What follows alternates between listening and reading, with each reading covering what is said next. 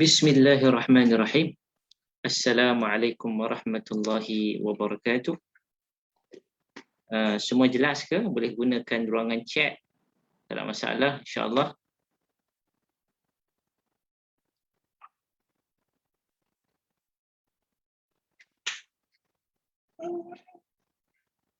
Dengar ke?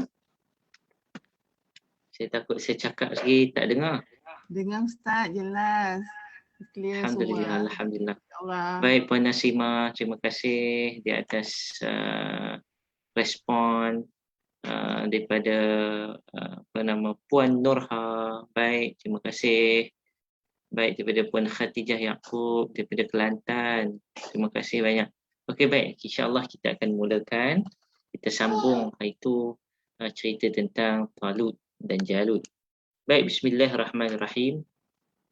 Alhamdulillahi rabbil alamin wassalatu wassalamu ala asyrafil anbiya'i wal mursalin wa ala alihi wa ashabihi wa man tabi'ahum bi ihsanin ila yaumiddin. Asyhadu an la ilaha illallah wahdahu la syarika lah wa asyhadu anna sayyidana Muhammadan abduhu wa rasuluh wa safiyuhu wa khaliluh بلغ الرسالة وأدى الأمانة ونصح الأمة وتركنا على محجة البيضاء ليلها كنهارها لا يزيغ عنها إلا هالك اللهم اجعل القرآن ربيع قلوبنا ونور صدورنا وذهاب همومنا وجلاء أحزاننا اللهم علمنا منه ما جهلنا وذكرنا منه ما نسينا وارزقنا تلاوته آناء الليل وآناء النهار اللهم اجعل القرآن حجة وشفاعة لنا يوم القيامة آمين آمين يا رب العالمين. Tuan-tuan muslimin muslimat yang dirahmati Allah Subhanahu wa taala, terima kasih Puan Ain pun beritahu alhamdulillah jelas. Baik, alhamdulillah. Oleh kerana jelas, kita mulakan untuk siri yang kedua, kisah Talut dan kisah Jalut yang dirakamkan di dalam Al-Quran, bermula daripada surah dalam satu surah saja, iaitu surah Al-Baqarah ayat 246 sehingga 252. Tentu yang dirahmati Allah Subhanahu wa taala sekalian, dalam kisah Talut dan Jalut, mungkin ada orang yang keliru, Talut Jalut lebih kurang kan. Kemudian ada cerita Tabut pula dah. Talut ada, Jalut ada, Tabut ada. Baik, macam kadang-kadang tertukar, Talut jahat ke Jalut yang jahat? Senang tuan-tuan. Talut baik, Jalut jahat. Sekali balik tertukar. Kan habis dulu dah tertukar. Baik, Jalut jahat. Senang cerita. Talut baik. Baik. Tuan-tuan yang dirahmati Allah Subhanahu wa taala, hari itu kita sampai cerita di mana Talut dipilih di kalangan Bani Israel untuk menjadi raja yang pertama kepada Bani Israel. Raja yang pertama kepada Bani Israel. Dan siapa yang memilih? Yang memilihnya ialah Allah Subhanahu wa taala. Innallaha astafa Jaluta. Allah yang memilih Jalut sebagai raja yang pertama yang telah disebut oleh siapa? Oleh seorang nabi. Dalam ayat Al-Quran ini tidak menyebut tentang siapa nama nabi itu. Maka banyak riwayat yang datang cerita nama nabi, ada yang menamakan Samuel, ada yang menama Shamuel. So nama-nama tersebut adalah nama-nama yang didatangkan daripada riwayat yang bukan riwayat daripada Nabi SAW, tetapi ia adalah riwayat Israiliyat. Tak apalah, ia adalah sekadar nama, tidak memberikan apa-apa kita katakan memberikan apa-apa faedah dan tidak memberikan apa-apa mudarat. Cumanya itu adalah nama. Bila kalau kita buka buku sejarah bahasa Inggeris, sejarah yang dirakamkan, bila sebut Jalut ialah merujuk kepada Goliath. Goliath itu Jalut. Saudara yang dirahmati Allah Subhanahu wa taala sekalian, Talut, hari itu kita bicarakan, Talut ini dipilih oleh Allah Subhanahu Wa Taala di antaranya kerana ada dua ciri yang penting pada Talut. Yang pertama, kerana ilmu dia yang luas.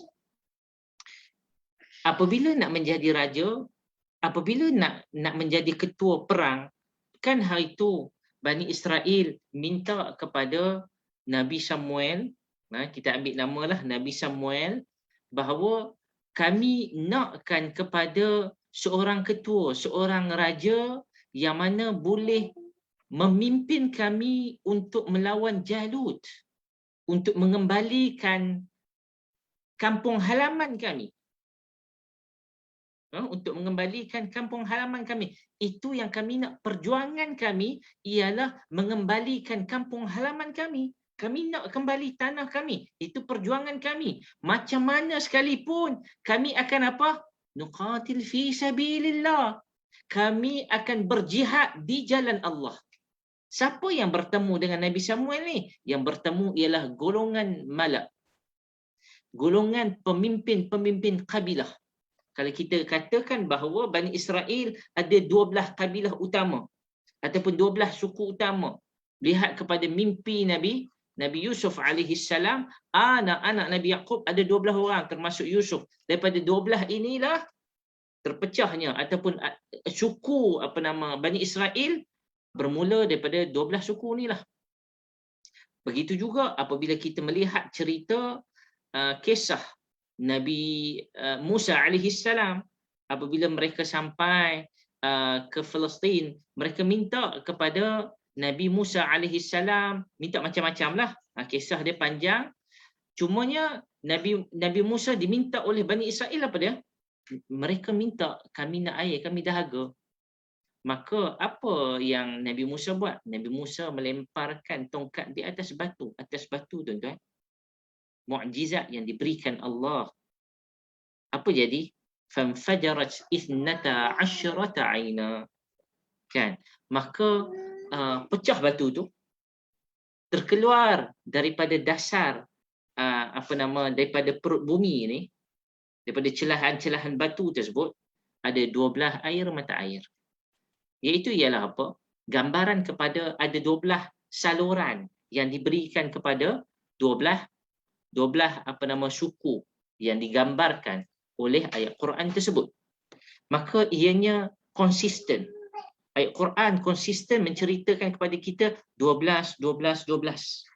Maka daripada itulah kita menyatakan bahawa Nabi Samuel didatangi oleh 12 kabilah, 12 suku daripada ketua-ketua Bani Israel.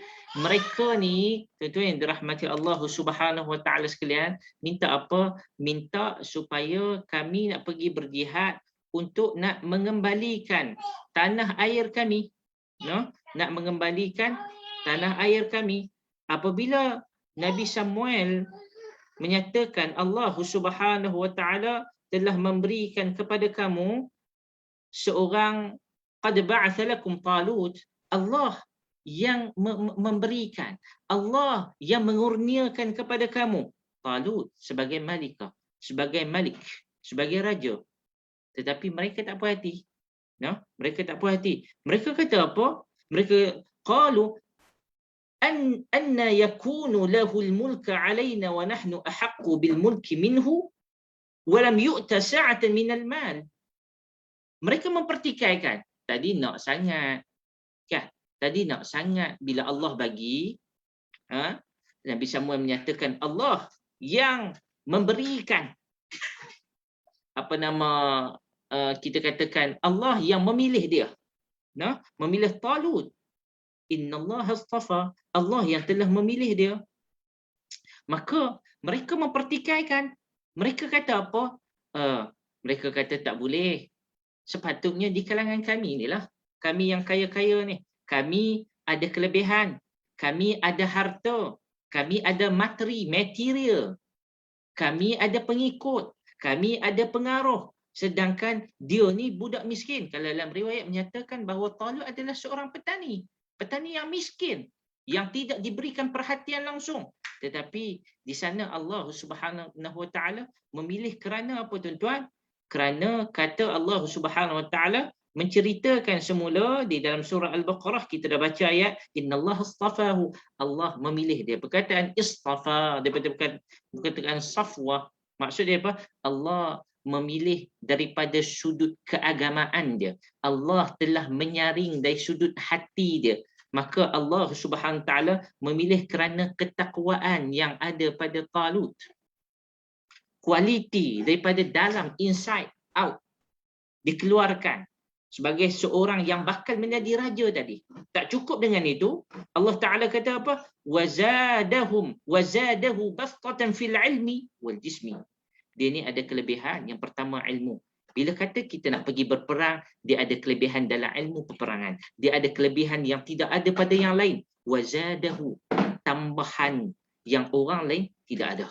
Orang lain semua berkurang. Maka itu kelebihan. Yang pertama. Yang kedua, wal jism. Yang kedua ialah tubuh badan dia. Apabila dinisbahkan kepada bahasa Arab, Talut, dikatakan Talut ini daripada perkataan tala yatilu, taula, maksud dia ni orang yang tinggi. Dan ia wallah taala alam, kebanyakan ulama menerimanya bahawa Talut ini mempunyai tubuh yang sasa, mempunyai tubuh yang tinggi berbanding dengan yang lain. Maksud dia ni apabila perang, dia nampak apa yang orang lain tak nampak. Apabila kita kembali kepada cerita Nabi Sulaiman alaihi salam. Nabi Sulaiman ada senjata yang orang lain tak ada. Apa? Nabi Sulaiman ada senjata yang tertinggi berbanding yang lain. Apa yang Nabi Sulaiman ada? Nabi Sulaiman ada burung-burung. No? Nabi Sulaiman ada gerombolan burung. Dan ketua detektif di kalangan burung tu nama Hudhud. Baik, apabila bercerita tentang burung, apa function burung ni? Burung ni navigator. Dia boleh tengok sebagai satelit. Burung di atas ni satelit. Pada masa yang sama, satelit ni menghasilkan navigator. Dia boleh tahu kat mana ada MACD. MACD 5 km di hadapan. Dekat mana ada Port Dickson, 5 km di hadapan. Dekat mana ada KLIA. Maka kita menggambarkan bahawa itu ialah kelebihan daripada makhluk yang tinggi. Boleh navigate, boleh siasat, boleh melihat apa yang orang lain tak lihat. Kalau kita duduk di tingkat yang tinggi, kita akan tengok apa yang orang di bawah tidak dapat melihatnya. Begitulah gambaran kepada Talut. Talut ni dia lagi tinggi pada orang lain, dia boleh nampak apa yang orang lain tak nampak. Itu secara basicnya. Nah, maka itu di antara kelebihan yang Allah Subhanahu Wa Taala berikan kepada Talut. Dan Allah bagi tahu, wallahu yu'ti mulkahu man yasha. Semua absolutely kuasa nak bagi kat siapa ni, wahai Bani Israel, hanya aku yang boleh bagi kat siapa yang aku nak, dan aku boleh tarik daripada siapa apa yang aku nak. Nah, baik tuan-tuan yang dirahmati Allah Subhanahu Wa Taala. Kemudian kita masuk hari ini insya-Allah tuan-tuan yang dirahmati Allah, cerita tentang Allah Subhanahu Wa Taala menghantar satu tanda kekuasaan yang diberikan kepada Talut oleh Allah Subhanahu Wa Taala, yang disebut oleh Nabi Samuel. Wa qala lahum nabiyuhum, berkata Nabi Samuel ini, inna ayata mulkihi an ya'tiyakum at-tabut fihi sakinah min rabbikum wa baqiyatun mimma taraka alu Musa wa alu Harun tahmiluhu al-malaikah inna fi dhalika laayatan lakum in kuntum mu'minin. Dan Nabi Samuel kata apa? Sesungguhnya di sana ada ayat. Itu kita terangkan ayat ini adalah tanda kekuasaan Allah. Yang pertama ialah Al-Quran itu sendiri. Yang kedua ialah mukjizat daripada Nabi, mukjizat Nabi, para anbiya yang diberikan oleh Allah. Yang ketiga ialah ciptaan Allah. Yang Allah cipta alam ini, apa-apa yang Allah Ta'ala ciptakan nampak ajaib bagi kita, itu adalah ciptaan Allah. Itu adalah ayat tanda kuasaan Allah. Maka di antara tanda kuasaan yang Allah diberikan kepada Talut ialah Allah memberikan tabut. Baik, tabut, Talut, Jalut, keliru sikit nah. Maka kita kena ingat apabila kita berinteraksi dengan Talut, Jalut, tabut ini bukanlah bahasa Arab pure. Nah, ini adalah bahasa Ajam. bahasa di luar bahasa Arab yang telah diarabkan. Nah, baik tentu yang dirahmati Allah. Apa kata Nabi ni? Nabi Samuel kata sesungguhnya Allah telah berikan satu tanda kerajaan Talut itu, iaitu yang menunjukkan kebenaran ianya adalah daripada Allah. Sesungguhnya Talut ini memang pilihan Allah dan kerajaan ini memang kerajaan yang diberikan oleh Allah kepada Talut. Apa? Ayatiyakumut tabut, iaitu Allah memberikan satu peti khas, nama peti itu tabut. Fihi sakinah. Dalam tabut ini ada apa? Ada sakinah. Kalau ikut terjemahan ni, ada sesuatu yang memberikan ketenteraman jiwa daripada Tuhan kamu. Dan berisi dengan apa isi? Berisi sebahagian daripada apa yang ditinggalkan oleh keluarga Nabi Musa, sesuatu yang ditinggalkan oleh Nabi Musa dan keluarga dia, sesuatu yang ditinggalkan, peninggalan Nabi Harun, iaitu abang kepada Musa alaihissalam. Tahmiluhul malaikah. Siapa yang bawa peti ni? Siapa yang jaga peti ni? Siapa yang memberikan jaminan kepada peti ni? Malaikah. Siapa yang kata ni, tuan-tuan? Allah Subhanahu wa taala kata. Cuma dalam cerita ni Nabi Samuel menceritakan semula ini adalah daripada Allah. Ini adalah tanda. Inna fi dzalika laayatan lakum in kuntum mu'minin. Sesungguhnya kembalinya tabut itu mengandungi tanda keterangan bagi kamu jika kamu betul-betul orang yang beriman. Cerita tentang peti tabut ni diringkaskan cerita. Peti tabut ni sebelumnya hilang. Tentu yang dirahmati Allah, sebelum ni hilang. Ada yang menyatakan peti tabut ni hilang di tangan Yusha' bin Nun. Dia telah hilang di satu kampung. Yang ni hilang tak jumpa-jumpa. Kemudian barulah ini kali barulah Allah Subhanahu Wa Taala memerintahkan untuk bagi peti tersebut, dan kita tak tahu dekat mana peti tersebut hilang. Ada yang menyatakan bahawa hilangnya peti tersebut diambil oleh kaum Jalut. Ada yang menyatakan kaum yang lain. Wallahu ta'ala a'lam. Yang pastinya tabut didatangkan kepada Nabi Musa, kepada Talut. Baik, tentu yang dirahmati Allah, kalau tuan-tuan melihat dalam kisah ataupun perkataan tabut disebut dalam Quran 2 kali.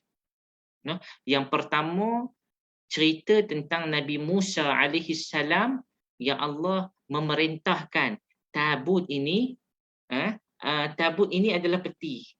Peti yang apa? Peti yang Nabi Musa diletakkan padanya oleh ibu dia. Ikhzifihi tabut. Ibu dia meletakkan Nabi Musa di dalam tabut. Faqzifihi fil yammi.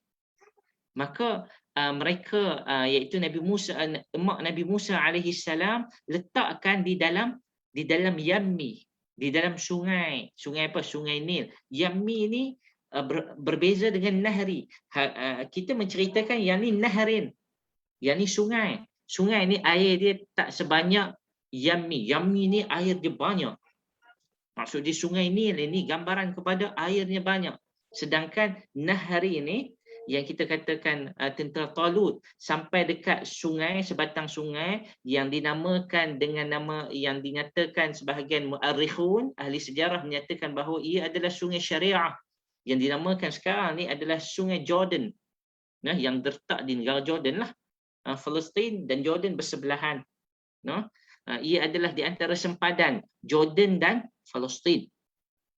Maka itu menceritakan, maksudnya tabut yang pertama cerita tentang peti. Peti yang diletakkan oleh emak Nabi Musa, meletakkan Nabi Musa dalam dia. Apa yang kita boleh faham? Yang pertama, peti Nabi Musa, ketika mana Nabi Musa diletakkan dalam peti itu, Allah Subhanahu Wa Taala memelihara peti tersebut untuk akhirnya sampai dalam istana siapa? Istana Firaun. Dengan bantuan siapa? Kuasa Allah. Siapa yang membantu? Ataupun kuasa Allah siapa? Allah yang memerintahkan siapa? Allah memerintahkan, sudah pasti Allah memerintahkan tentera-tentera Allah. Junud al-mujannadah. Di antaranya ialah apa? Malaikat yang sudah pasti akan sentiasa memastikan bahawa tabut yang membawa Nabi Musa itu selamat sampai. Maksud dia, siapa yang pelihara? Allah. Begitu juga dengan tabut ini. Allah Subhanahu Wa Taala yang memelihara akan tabut ini. Baik tuan-tuan yang dirahmati Allah Subhanahu Wa Taala. Syekh Ar-Raghib Al-Asfahani menyatakan dalam tafsir Gharibil Quran, dia kata tabut ni macam mana rupa dia. Dia kata kana manhutan minal khashab. Dia adalah satu kotak yang diukir, dan kotak ini dipahat, dipahat yang mana ada dalam tu ada sakinah. Dia kata fihi sakinah. Maka khilaf pula di kalangan mereka menyatakan sakinah ni apa pula? Ada yang menyatakan bahawa sakinah ini ialah nama satu batu permata. Ada yang menyatakan di antaranya kata-kata yang ditolak oleh di kalangan ramai ulama, iaitu Muqatil. Muqatil ni ialah seorang mufassir dan dia adalah orang Iraq, dan ramai yang menolak menyatakan dia ni ambil riwayat yang banyak daripada riwayat Israiliyat. Dia menyatakan apa? Sakinah ni adalah binatang, seekor binatang 4 kaki. Dia kata kepala macam kucing, dia ada 2 sayap. Apabila sakinah yang duduk dalam tabut ni apabila dia bersuara saja, katakanlah suara dia miau miau, bermaksud kemenangan di pihak Talut. Selagi mana dia tidak bersuara, bermaksud kemenangan itu adalah payah untuk didapati. Sampai 100 kali kita dengar cerita ni macam cerita kartun, tuan-tuan. Dan itu adalah pandangan yang tertolak. Cumanya di kalangan para mufassirin menyatakan bahawa bila sebut tentang tabut dan dalamnya, padanya ada sakinah, itu apa maksud? Dalam dia ada barang yang apabila kita melihatnya, orang yang beriman, orang yang bertakwa, dia akan rasa apa? Dia akan rasa sakinah, dia akan rasa ketenangan pada dia. Orang yang berilmu, orang yang ikhlas, orang yang beriman kepada Allah, apabila tengok saja, dia ingat kepada Allah yang mengurniakan keamanan kepada mereka, yang mengurniakan semua benda ini, ayat-ayat ini, mukjizat ini kepada mereka. Dan tuan-tuan yang dirahmati Allah Subhanahu Wa Taala, itu di antara pandangan-pandangannya yang diberikan. Cumanya pandangan yang di antara pandangan yang baik yang diambil oleh kebanyakan para ulama ialah tabut ni, dia kata dalam dia tu ada barang-barang, ada barang-barang, di antaranya barang-barang tinggalan daripada Nabi Musa alaihi salam dan daripada Harun. Ada serbannya, ada tongkat, ada lembaran daripada lembaran daripada Taurah. Wallahu taala alam. Cumanya apabila ianya ada di dalam tangan Talut, bermakna Allah Subhanahu Wa Taala memberikan satu benda yang sangat signifikan, bahawa ia adalah di antara tanda, ia adalah satu kemenangan. Yang pertama dari sudut kemenangan spiritual, dari sudut kemenangan bahawa kebenaran adalah milik Talut. Talut ini memang benar dipilih oleh Allah Subhanahu Wa Taala dengan adanya peti-peti ini. Bukan peti ini, peti tabut ini, yang mana ia dipelihara oleh para malaikat. Inna fi dzalika laayat. Tengok sekali lagi Allah sebut apa? 2 kali Allah sebut ayat. Kalau orang yang beriman tengok saja peti ini, pastinya dia beriman kepada Allah Subhanahu Wa Taala. Tuan-tuan yang dirahmati Allah Subhanahu Wa Taala sekalian, kita tengok ayat seterusnya. Ayat seterusnya, falamma fasala Talut bil junud qala innallaha mubtaliikum binahrin faman shariba minhu falaysa minni ومن لم يطعمه فإنه مني إلا من اغترف غرفة بيده فشربوا منه إلا قليلا منهم فلما جاوزوه والذين آمنوا معه قالوا لا طاقة لنا اليوم بجالوت وجنوده قال الذين يظنون أنهم ملاقو الله كم من فئة قليلة غلبت فئة كثيرة بإذن الله والله مع الصابرين. Sadaqallahul Azim. Tuan-tuan yang dirahmati Allah Subhanahu Wa Taala. Baik. Kronologi kisah Musa. Okey, tuan-tuan yang dirahmati Allah, sebelum kita meneruskan, saya suka untuk mengingatkan tuan-tuan yang dirahmati Allah sekalian bahawa kelas kronologi kisah Musa alaihi salam ditukar dengan waktu saya.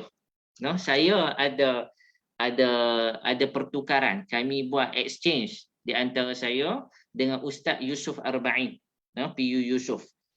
Beliau ambil waktu kelas saya hari Ahad malam Isnin, saya ambil kelas pada waktu dia, waktu sekarang, iaitu hari Khamis malam Jumaat.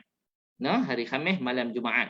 Oleh kerana kami ada kekangan, maka saya lah terutamanya ada kekangan pada masa tersebut, maka saya tukar suka sama suka dengan PU ataupun Ustaz Yusuf Arba'in. Barakallahu fikum Ustaz. So saya maklumkan sekali lagi kelas saya kekal pada hari Ahad insya-Allah lepas ni insya-Allah, dan kelas Ustaz Yusuf akan pergi kelas saya hari Khamis malam Jumaat, minta maaf, dan kelas Ustaz Yusuf hari Ahad malam Isnin. Baik, barakallahu fikum. Baik tuan-tuan yang dirahmati Allah, kita masuk kepada episod seterusnya, iaitu setelah tak berapa lama setelah Talut diangkat menjadi raja, diangkat menjadi raja yang tidak diredai oleh ketua-ketua Bani Israel. Tuan-tuan yang dirahmati Allah Subhanahu Wa Taala sekalian, kali ini Allah memerintahkan melalui Nabi Samuel bagi tahu kepada Talut satu, bahawa di sana akan ada satu ujian, iaitu apabila kita pergi berperang. Apabila kita pergi berperang, kita ni daripada kawasan yang kita akan melalui, ingat tuan-tuan, kalau tuan tengok Hijaz, mereka daripada kawasan atas Hijaz, kawasan atas, nak sampai ke Nahrin Urdun itu, maka mereka akan lalu apa? Mereka akan lalu, saya tak ada peta untuk tunjukkan, mereka akan lalu kawasan pergunungan yang pergunungan bukan hijau, tuan-tuan, tetapi kawasan padang pasir. Maka kawasan padang pasir ni adalah kawasan yang sangat panas. Dan tidak disebut kepada kita musim apa yang mereka lalu, dan kemungkinan musim panas, musim sejuk di padang pasir pun ada kalanya panas, tuan-tuan. Baik, apabila mereka sampai ke sungai tersebut, pada ayat ini menceritakan apa? Sebelum tu minta maaf tuan-tuan. Falamma fasala Jalut bil junud, apabila keluar Jalut ni, Talut bersama dengan tentera-tentera dia di kalangan Bani Israel, dalam riwayat ada yang menyebut 80,000 orang, maka dia beritahu awal, innallaha, sesungguhnya Allah akan uji kamu. Dia beritahu awal, Allah akan uji kamu. Yang ni bukan aku nak bagi ujian, tetapi Allah Ta'ala akan bagi ujian kepada kamu. Mubtalikum binaharin, kita akan sampai nanti kat mana? Kita akan sampai ke satu sungai, ke sebatang sungai. Yang mana sungai ni apabila kamu minum daripada dia, man lam yata'amhu fa innahu minni. Dia kata faman syariba minhu falaysa minni. Siapa yang minum pada dia, minum air sungai ni, dia bukan di kalangan aku, walaupun dia dalam keadaan apa? Dalam keadaan yang dahaga sungguh. Aku beritahu awal, bukan di kalangan aku. Yang kedua, wa man lam yata'amhu fa innahu minni. Siapa yang tak minum, bahkan siapa yang tak rasa sikit pun daripada air yang ada dalam sungai tersebut, walaupun dahaga macam mana sekalipun, fa innahu minni, dia di antara golongan yang bersama dengan aku. Baik. Illa man ightarafa ghurfatan biyadihi. Adapun golongan yang ketiga, siapa yang tak tahan sangat, dia nak minum juga, maka dia boleh minum. Tapi ada syarat dia. Syarat dia, man ightarafa ghurfatan biyadihi. Boleh minum tapi menggunakan tangan untuk cedok air dan minum sekali cedok cukup. Ghurfatan. Ightarafa maksudnya ambil tangan ni cedok. Menggunakan tangan, tak menggunakan raka', tak menggunakan bekas, tak menggunakan ina, tetapi menggunakan tangan sendiri dan meminum sekali minuman. Sekali sekali cedok tangan tu. Siapa yang minum boleh, tetapi sekali cedok aja. Maksudnya ada 3 golongan. Yang pertama, Talut kata siapa yang minum bukan pada golongan aku. Yang kedua, siapa yang tak minum sudah tentu dia daripada golongan aku. Yang ketiga, siapa yang minum dengan kadar yang dibenarkan hanya secedok, dia juga daripada golongan aku. Maksud dia, boleh tak minum? Boleh. Tetapi the best one is tak minum. Nak minum boleh sikit je, seperti mana yang diterangkan. Fasharibu minhu illa qalilan minhum. Hampir semua minum kecuali hanya sedikit sahaja di kalangan mereka yang tak minum. Ada riwayat yang menyatakan yang minum adalah 77,000. Di antara 66 di antara 80,000 tu 77,000 orang yang minum.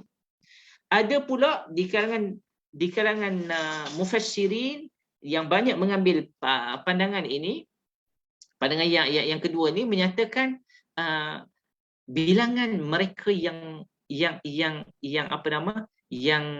diselamatkan oleh Allah, sama ada mereka minum sedikit ataupun mereka tak minum langsung ni, hanya berjumlah, kira-kira jumlah mereka adalah sama dengan jumlah yang ada di kalangan para sahabat di dalam perang Badar.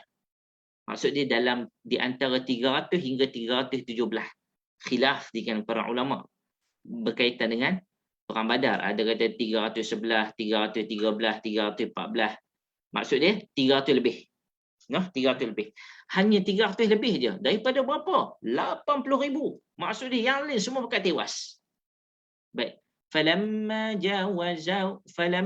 جَاوَزَهُ هُوَ وَالَّذِينَ آمَنُوا مَعَهُ قَالُوا لَا طَاقَةَ لَنَا الْيَوْمَ بِجَالُوتَ وَجُنُودِهِ. Baik. Kemudian apa jadi? Mereka minum dengan sepuas-puasnya. Wa jawazahu. Jawaz mujawazah. Mereka minum sungguh-sungguh. Hanya huwa walladzina amanu ma'ahu. Talut dan orang yang bersama dengan dia yang beriman kepada Allah. Beriman ni apa maksud? Ikut cakap Talut. Talut adalah orang yang beriman kepada Allah. Talut ialah orang yang bersama dengan Nabi Samuel yang kita sebut tadi. Talut seorang yang sangat berdisiplin. Talut ikut cakap Nabi Samuel. Talut ikut pesan yang diberikan oleh Nabi Samuel. Tuan-tuan yang dirahmati Allah, mereka ni sikit sangat ni. Mereka sikit sangat. Baik. Qala alladhina yadhunnu annahum mulaqullah. Mereka yang menyangka.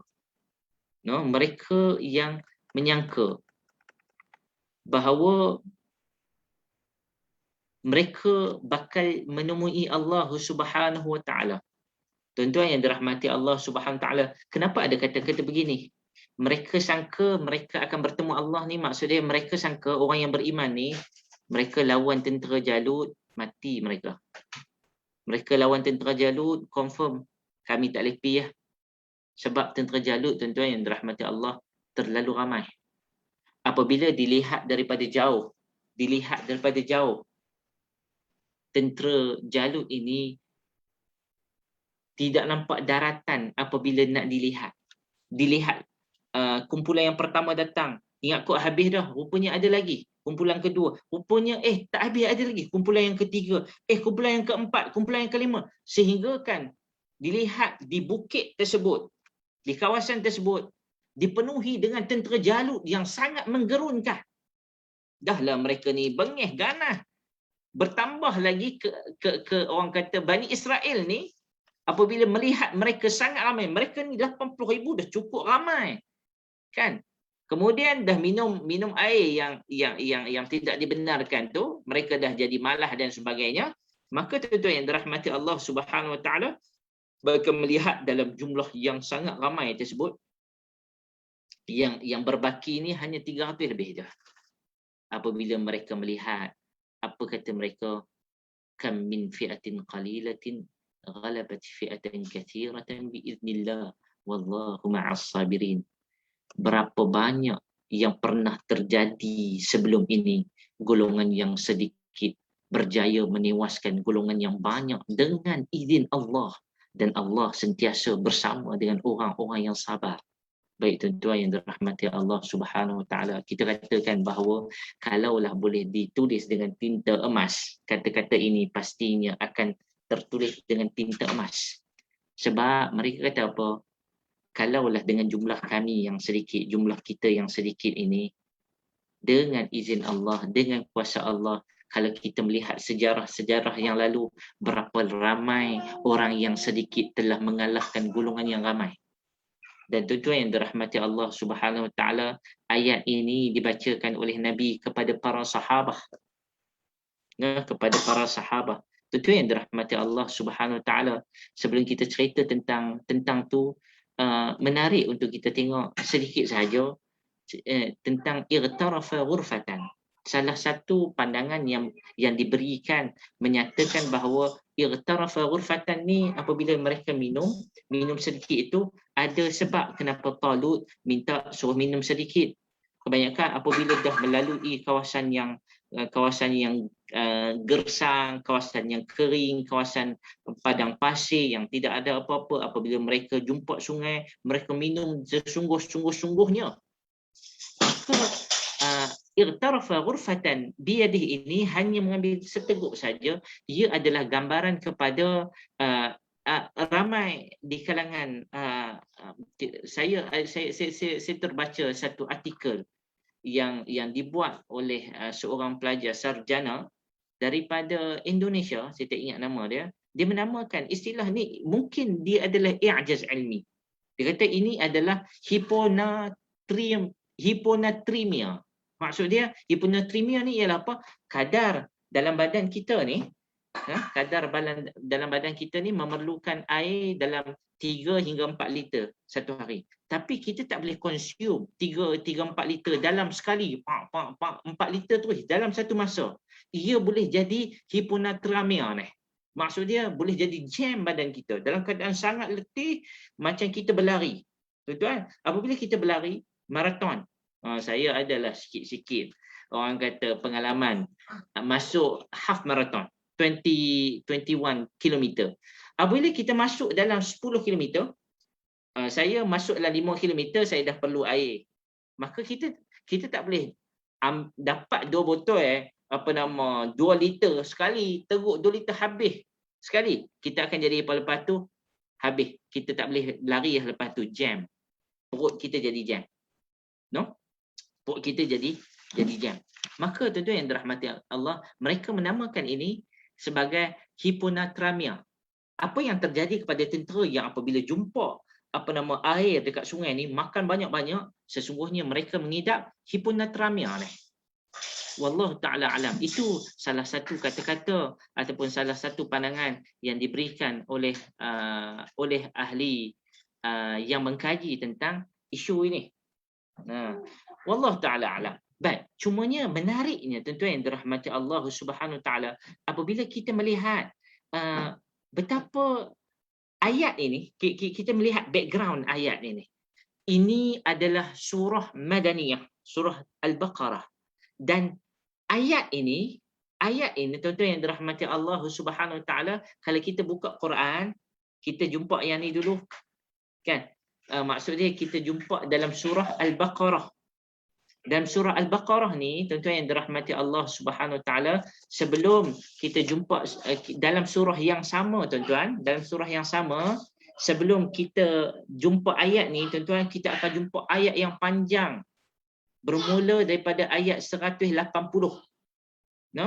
Tuan-tuan boleh cek, kita akan jumpa ayat tentang cerita Al-Qasas. Bukan Qasas, Al-Qisas. Allah memerintahkan orang Islam untuk buat qisas. Kemudian wasiat. Kemudian as-siyam, cerita tentang puasa. Allah memberikan kefarduan puasa, kefarduan wasiat. Kemudian pensyariatan wasiat, kefarduan melakukan qisas, hukuman qisas. Kemudian haji, kemudian jihad fi sabilillah. Kemudian hukum ke atas wanita, hukum bagaimana hak-hak mereka apabila dikahwin dan ditalakkan, hukum talak itu sendiri. Tuan-tuan yang dirahmati Allah Subhanahu Wa Taala, kalau tuan-tuan tengok semua ayat ni berakhir dengan ayat apa? Al-Muttaqin. Al-Qisas, cerita tentang qisas, tattaqun. Cerita tentang wasiat, Al-Muttaqin. Cerita tentang puasa, as-siyam, tattaqun. Cerita tentang haji, tuflihun, berjaya. Satu ni je. Jihad, Al-Muttaqin. At-talaq, tattaqun. Baik, tuan-tuan yang dirahmati Allah Subhanahu Wa Taala, cerita tentang ketakwaan. Ketakwaan. Kemudian barulah cerita tentang ini. Baik, tuan-tuan yang dirahmati Allah Subhanahu Wa Taala, takwa ni apa maksud dia? Takwa ni daripada perkataan wiqayah, prevention, al-wiqayah. Maksud dia dalam istilah wiqayah, takwa ni, takwa ni menjadikan di antara kita ni ada satu barrier yang menjadikan barrier inilah yang memisahkan kita di antara benda yang diharamkan kepada kita.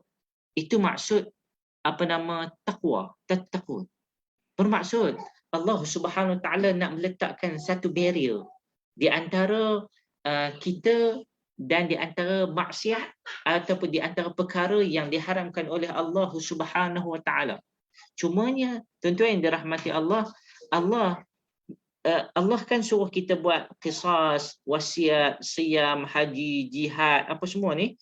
Allah minta kita buat dengan penuh berhati-hati. Allah minta kita buat dengan penuh teliti. Allah tak suka sifat kita buat satu benda qisas ni melampau-lampau. Allah tak suka kita buat wasiat ni melampau-lampau. Ada kadar yang kita boleh buat wasiat, 1/3. Allah tak suruh kita berpuasa melampau-lampau, setiap hari puasa tanpa berbuka. Tak. Semua benda ada kaedah. Semua benda ada disiplin dia. Begitu juga Allah nak bagi tahu dalam peperangan ada disiplin dia. Disiplin dia ialah apa? Bertakwa kepada ketua. Ketua ni yang dipilih oleh Allah ni, mestilah kita dengar cakap dia. Kena teliti. Jangan pakai sembrono saja untuk pergi berperang. Maka tuan-tuan yang dirahmati Allah Subhanahu Wa Taala, kalau kita tengok banyak ayat syariat dan perintah Allah ceritakan tentang apa? Orang yang berjaya ni adalah orang yang taat kepada perintah Allah. Seperti mana Talut ni, Allah nak cerita kepada mereka apa? Orang yang berjaya ni adalah orang yang taat kepada perintah Allah. Syarat dia satu. Nak taat ni satu je.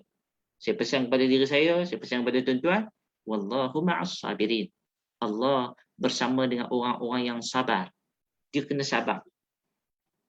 Tentera-tentera Bani Israel ni, satu je benda yang mereka hilang. Mereka hilang kesabaran. Mereka hilang kesabaran. Tuan-tuan yang dirahmati Allah Subhanahu Wa Taala, turunnya surah ni adalah surah Al-Baqarah, dan ayat ni turun sebelum berlakunya perang yang pertama, yang paling besar berlaku pada Nabi sallallahu alaihi wasallam dan para sahabat. Perang apa tuan-tuan? Perang Badar. Perang Badar berlaku pada tahun 2 Hijrah. Ayat ni diturunkan oleh Allah beberapa bulan sebelum. Ayat ni turun ketika mana 18 bulan setelah Nabi sallallahu alaihi wasallam, maksud dia setahun lebih, masuk dah tahun yang kedua. Sebelum Ramadan. Cerita tentang ini. Cerita tentang tentera Jalut dan Talut. Mereka awal tu minta apa tuan-tuan? Mereka awal minta berjihad di jalan Allah. Tadi kita ceritakan berjihad di jalan Allah. Hakikatnya mereka berjihad macam mana? Oh, mereka bohong je. Kata kami berjihad di jalan Allah. Mereka hanya menggunakan istilah berjihad di jalan Allah. Tetapi apa yang mereka nak? Mereka nak balik kampung mereka. Nabi SAW menegur para sahabat. Jihad di jalan Allah ni ada yang para sahabat berjihad di jalan Allah, bila tanya kenapa kamu berjihad? Saya berjihad di jalan Allah kerana abang aku mati, aku nak balas dendam. Aku berjihad di jalan Allah sebab aku nak jaga nama baik aku. Aku berjihad di jalan Allah kerana aku nak sekian. Aku nak sekian. Maka kata Nabi SAW, berjihad di jalan Allah yang sebenar, an tu'liya kalimatallahi hiyal ulia. Fahuwa jihad fi sabilillah. Ialah meletakkan kalimah Allah yang tertinggi. Bukan meletakkan aku nak ambil kampung aku balik, aku nak balas dendam sebab dia bunuh bapa aku. Kan? Maka itu adalah benda yang tidak disyariatkan. Dan benda tersebut tidak harus kita lakukan. Nah, maka ia berkaitan dengan hati. Maka apabila kita pergi berjihad di jalan Allah Subhanahu Wa Taala, kembali kepada apa yang Allah dan Nabi SAW perintahkan kepada kita untuk taat. Baik, tuan-tuan yang dirahmati Allah. Apa lagi?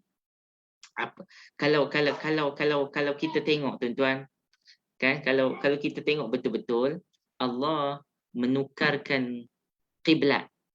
Nah, menukarkan kiblat daripada Masjidil Aqsa ke Masjidil Haram ketika mana di Mekah ke di Madinah, tuan-tuan? Ketika mana di Madinah. Begitu juga Allah Subhanahu Wa Taala, banyak Allah Taala tukar. Nah, Allah Taala tukar ni benda berkaitan dengan Bani Israel, tuan-tuan. Bani Israel.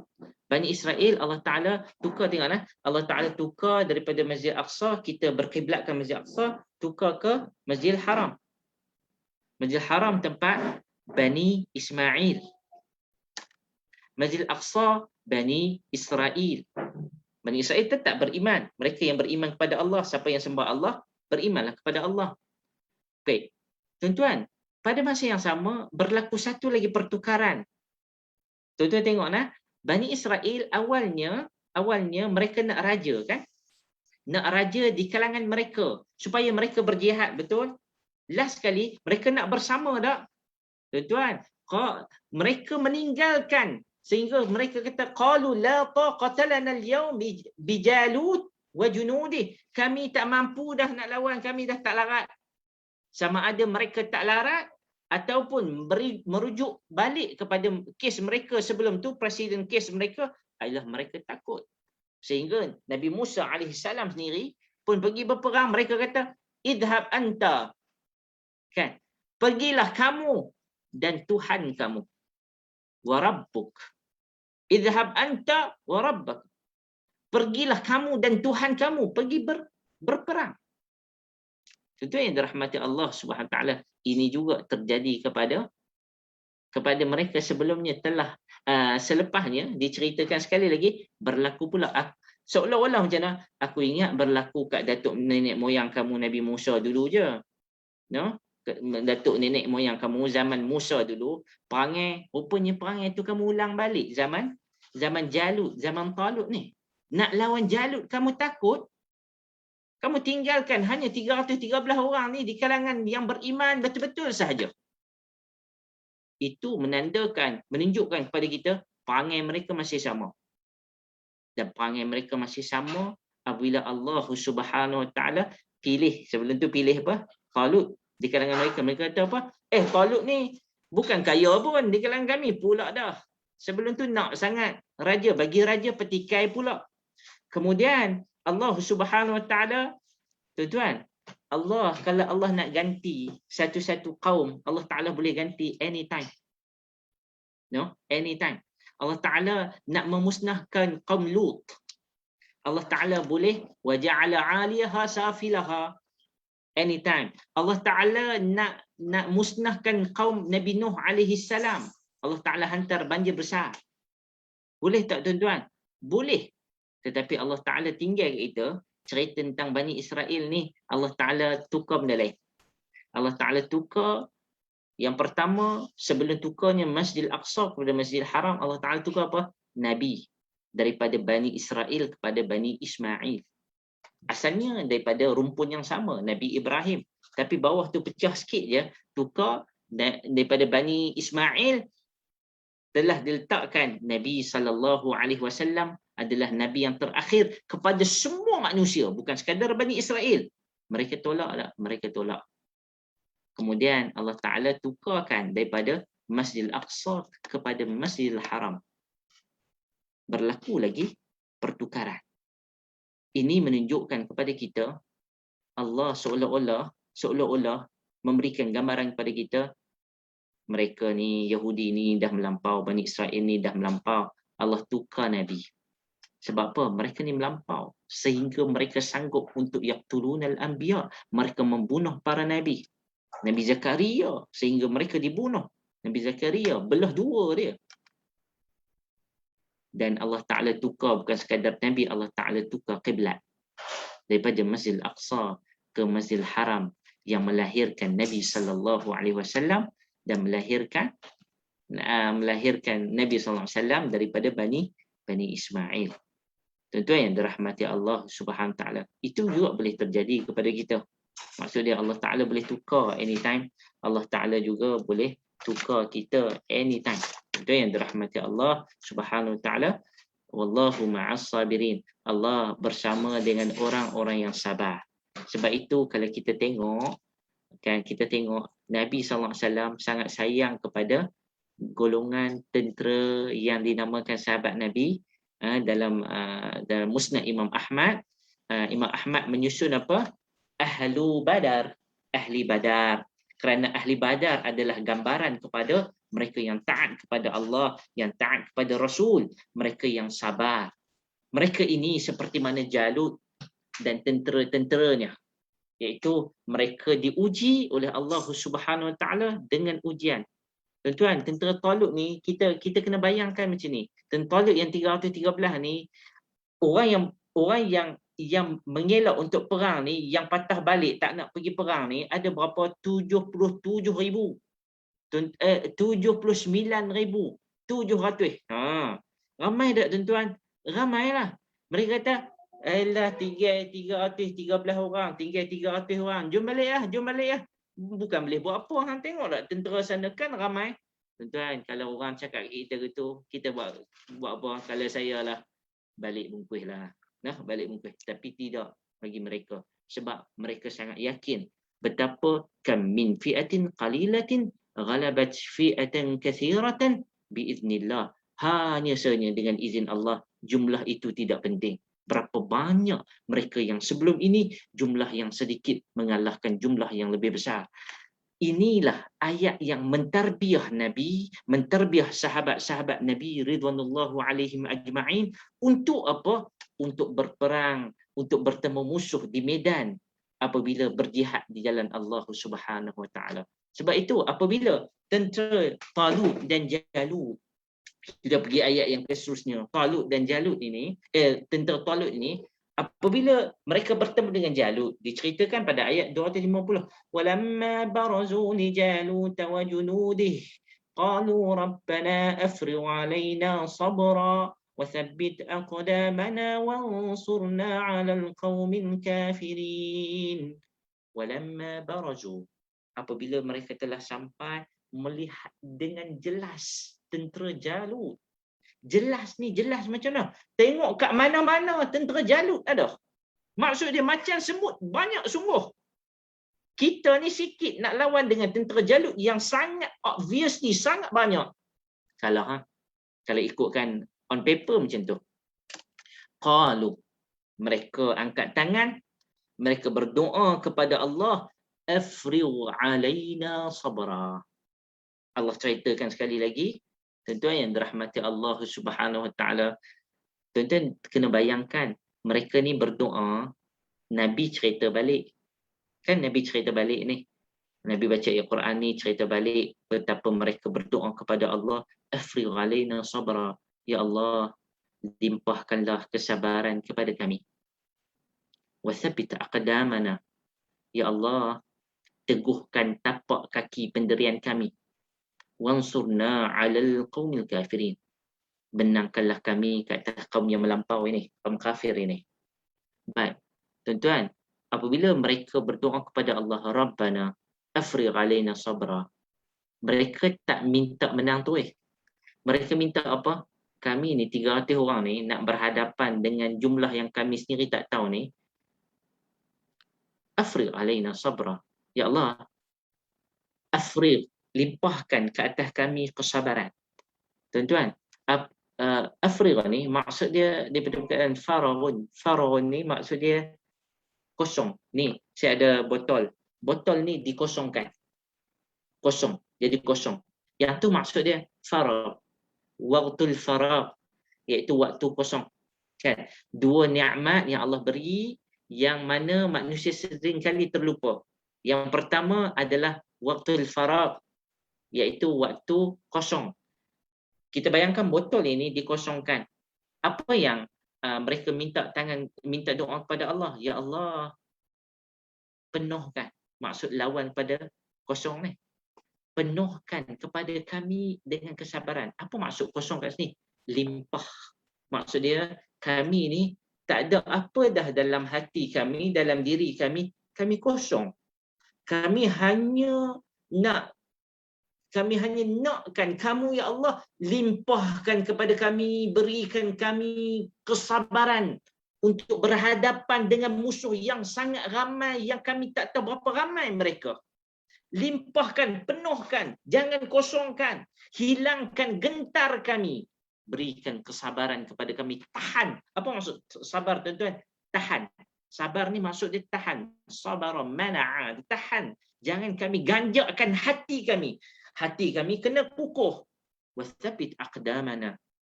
Tadi minta tahan dalam, inside. Yang kedua, thabit aqdamana. Kaki kami, ya Allah, kukuhkan. Jangan bagi kami lari. Maksud dia apa dia? Kekuatan mental. Allah, ya Allah, kuatkan mental kami. Kuatkan spiritual kami. Wasabit aqdamana. Kuatkan fizikal kami. Untuk bertemu dengan musuh ini. Wansurna. Ya Allah, menangkanlah kami terhadap kaum kafir ini. Baik, tuan-tuan yang dirahmati Allah, yang ni berakhir ayat 250 dengan doa. Kita pergi ayat seterusnya. Ayat seterusnya, fahazamahu biiznillah wa qatala Dawud Jalut wa atahu Allahul mulka wal hikmah wa 'allamahu mimma yasha. ولولا دفع الله الناس بعضهم ببعض لفسدت الأرض ولكن الله لذو فضل على العالمين. صدق الله العظيم. فهزمهم. Mereka tiba-tiba mereka menang dengan izin Allah. Wa qatala Dawud Jaluta, dan telah membunuh Daud akan Jalut. Baik tuan-tuan, tadi cerita mereka duduk berdoa, kemudian masuk cerita perang, singkat saja cerita perang ni, cerita apa dia? Fahzamahun. Menang dah. Cerita tadi bukan main cerita panjang, minum air lah, apalah, ada sebahagian besar minum air banyak, yang ni minum air sikit. Kemudian bila angkat tangan berdoa, nak pergi perang, tak cerita pun dekat medan perang. Cerita-cerita mai ayat 251, fahazamahum biiznillah. Maka mereka terus menang dengan izin Allah. Awak ringkas sangat cerita ni. Wa qatala Dawud Jaluta, dan telah membunuh Daud akan Jalut. 3 patah perkataan je. Baik, itu yang dirahmati Allah Subhanahu wa taala. Ringkasnya ayat Quran ini menandakan ringkasnya perang tau. Ada riwayat yang menceritakan bahawa perang tu tak sempat nak berlaku terang mana pun. Perang dimulakan, maka fahazamahum. Tak sempat perang ni berlaku, apa jadi? Baik, tentu yang dirahmati Allah. Perang dulu dan perang zaman Nabi SAW dan perang sebelum tu, kalau tuan-tuan tengok Goliath cerita tentang Jalut, Talut ni, mereka hantar apa? Mereka hantar panglima perang, sama ada seorang ataupun 2 orang ataupun 3 orang yang berperang, hantar 3, hampa hantar 3 orang. Kami hantar 3 orang. Kita tengok depa lawan dulu 1 lawan 1 macam mana, power ke tak power? Kan? Macam tu. Maka mereka hantar, kita panggil mubarazah. Mereka hantar 1 lawan 1 dulu. Tengok. Di antara yang berlaku ialah nak cerita wallahu taala alam, Nabi Daud alaihi salam ada kepakaran dia. No? Ada kepakaran dia. Baik, tuan-tuan yang dirahmati Allah, kepakaran dia ni ialah apa? Dia ada satu, satu yang sebelum tu.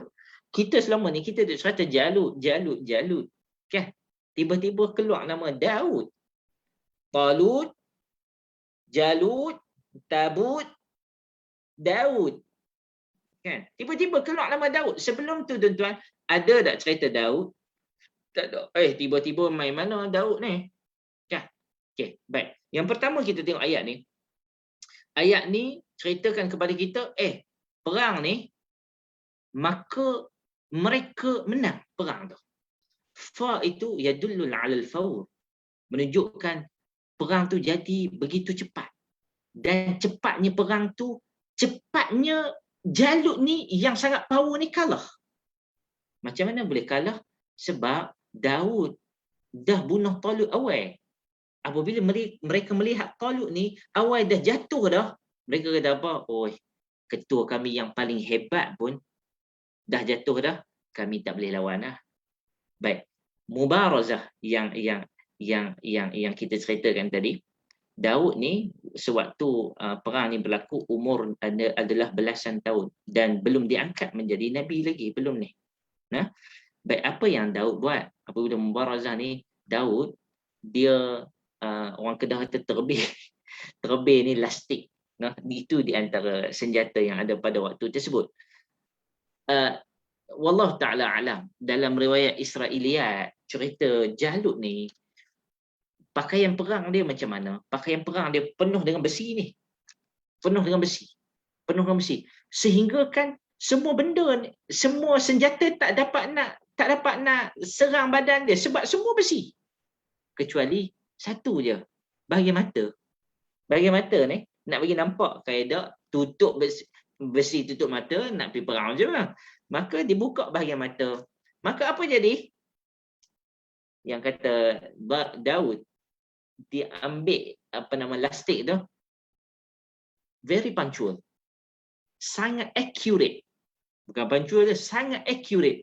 Kita bayangkan sekarang ni, Nabi Daud adalah sniper, guna tangan je, sniper. Masuk ke bahagian mata ni, tembus ke tengkorak, mati tu Jalut. Power tak tuan-tuan? Power. Wa qatala Dawudu Jalut. Maka habis perang, menang. Tak sempat berlaku peperangan. Wa atahu Allahul mulka wal hikmata wa 'allamahu mimma yasha. Walaula dafa'allahu an-nas ba'dahum bi ba'din lafasadatil ard walakinna Allah dzu fadlin 'alal 'alamin. Maka tuan-tuan yang dirahmati Allah, kemudian diceritakan Allah sepasnya memberikan kepada Nabi Daud alaihi salam, yang pertama memberikan negara, iaitu memberikan pemerintahan, dia jadi raja. Lepas pada Talut wafat, Talut meninggal, maka yang naik selepas Talut adalah Daud. Kemudian bukan sekadar menjadi raja, Talut juga diberikan hikmah. Hikmah kat sini apa maksud? Diberikan kenabian. Wa 'allamahu mimma yasha, serta Allah ajarkan apa yang dikehendaki oleh Allah kepada Nabi Daud. Nanti kita tengok cerita kelebihannya Allah Ta'ala bagi kepada Nabi Daud yang sangat-sangat miracle, satu mukjizat Allah Ta'ala bagi kepada Nabi Daud, sehingga Nabi Daud boleh tahu bagaimana tumbuh-tumbuhan, bagaimana bukit bukau bertasbih kepada Allah. Dan Nabi Daud mempunyai suara yang begitu merdu apabila mengalunkan Taurah. Walaula dafa'allahi an-nas ba'dhum bi ba'din Allah Ta'ala kata kalaulah Allah tidak menolak setengah manusia yang ingkar dan derhaka dan setengah yang lain, nescaya rosak binasalah bumi ini. Tetapi Allah sentiasa melimpahkan kurnianya kepada sekalian alam. Kemudian Allah Ta'ala kata tilka ayatullahi natluha alaika bilhaq wa innaka laminal mursalin. Ayat yang terakhir ni Allah Ta'ala kata itulah ayat-ayat keterangan yang kami bacakan kepada-Mu wahai Muhammad dengan benar. Wa innaka laminal mursalin, sesungguhnya engkau wahai Muhammad adalah di kalangan hamba-hamba-Mu yang aku jadikan di kalangan para nabi yang diutuskan, para rasul. Baik tuan-tuan yang dirahmati Allah, apakah tanda-tanda kenabian yang terbesar? Nabi boleh cerita Nabi Daud, Nabi boleh cerita Talut, Nabi boleh cerita Daud, Talut, Jalut dan Bani Israel. Very detail. Yang ni detail tak tuan-tuan? Detail. Sangat detail. Nabi SAW cerita. Nabi ni dia bertalaki ke? Dia pernah belajar dengan mana-mana padri Bani Israel ke? Tak. Nabi pernah pergi belajar dekat Madinah kat Bani Israel? Tak. So macam mana Nabi boleh tahu semua benda ni sedangkan Nabi membaca ke? La yaqra wa la yaktub. Nabi tak tahu tulis, Nabi tak tahu baca, ummi. Macam mana Nabi boleh tahu? Itu adalah kuasa Allah. Allah berikan apa? Allah berikan kenabian kepada Nabi dan Allah berikan apa? Allah berikan Al-Quran. Allah berikan Al-Quran yang menceritakan tentang cerita-cerita terdahulu. Allah Tuhan kepada Nabi SAW. Allah Tuhan kita. Allah juga adalah Tuhan kepada Bani Israel yang menyaksikan apa yang telah berlaku kepada datuk nenek moyang mereka sebelumnya. Baik tuan-tuan yang dirahmati Allah, Allah seolah-olah nak beritahu kepada Nabi SAW juga apa? Dulu datuk nenek moyang mereka pun melampau. Sekarang kamu kena ingat wahai Muhammad, kamu sekarang dah berhijrah ke Madinah, kamu jumpa saki-baki mereka daripada Bani Israel yang berada di Madinah, yang berada di Khaybar terutamanya. Maka mereka itu seperti mana mereka sebelumnya, maka mereka masih mewarisi apa yang diwariskan oleh datuk nenek moyang mereka dari sudut sikap mereka. No, tuan-tuan yang dirahmati Allah Subhanahu Wa Taala, mereka tahu Nabi adalah Nabi yang terakhir yang diutuskan di kalangan Bani Ismail kepada semua umat manusia. Mereka tetap menolak walaupun Taurah menceritakan. Nabi nak bagi tahu seolah-olah yang ni isi Taurah. Walaupun aku tak baca Taurah, aku boleh tahu isi Taurah. Aku musaddiqun, aku membenarkan isi Taurah. Walaupun kamu menafikan, kamu sebenarnya mukadzibun, kamu menafikan. Ini adalah kuasa Allah Subhanahu Wa Taala yang diberikan kepada aku. Ini adalah tanda mukjizat yang terbesar Allah berikan, iaitu Allah berikan Al-Quranul Karim sebagai satu berita yang sangat luar biasa. Macam mana Nabi boleh tahu cerita-cerita terdahulu ni sedangkan Nabi tak berkawan pun dengan Bani Israel? Ini adalah mukjizat daripada Allah Subhanahu Wa Taala. Ia adalah cerita yang Nabi tidak mereka-rekakannya. Nah, wallahu taala a'lam bis-shawab. Baik tuan-tuan yang dirahmati Allah, saya rasa cukup sekadar tu. Tuan-tuan ada soalan ke? Ada soalan ke? Kalau tak ada soalan, saya nak tamatkan. Nah, baik, sekali lagi saya nak nyatakan bahawa kelas saya akan ditukar kepada hari ini, hari Khamis, daripada setiap hari Ahad malam Isnin. Saya tukar dengan Ustaz Yusuf Arba'in. Beliau ambil kronologi kisah Nabi Musa alaihissalam. Beliau ambil hari Ahad malam Isnin. Saya pula ambil hari Khamis malam Jumaat. Wallahu ta'ala alam. Pada tuan-tuan yang dirahmati Allah Subhanahu Wa Taala sekalian, sekiranya ada Allah berikan lebihan kepada tuan-tuan, bolehlah tuan-tuan sumbangkan seikhlas mungkin kepada Akademik Tadabbur Malaysia di akaun yang tertera. RM5 ke RM10 ke, ada orang berikan komitmen dia bagi RM10 sebulan, ada orang bagikan komitmen bagi RM30 sebulan. Kami di Akademik Tadabbur Malaysia, kami menerima dengan hati yang terbuka. untuk kita sama-sama menaikkan kalimah Allah dan mengembangkan ilmu Al-Quran. Wallahu taala alam, yang baik itu pada Allah, yang kurang itu daripada diri saya sendiri. Aku qouli hadza wa astaghfirullahal azim li wa lakum. Wa barakallahu fikum. Wassalamualaikum warahmatullahi wabarakatuh. Terima kasih kepada tuan-tuan sekalian yang sudi untuk bersama dengan kita pada malam ini. Wallahu taala a'lam bissawab.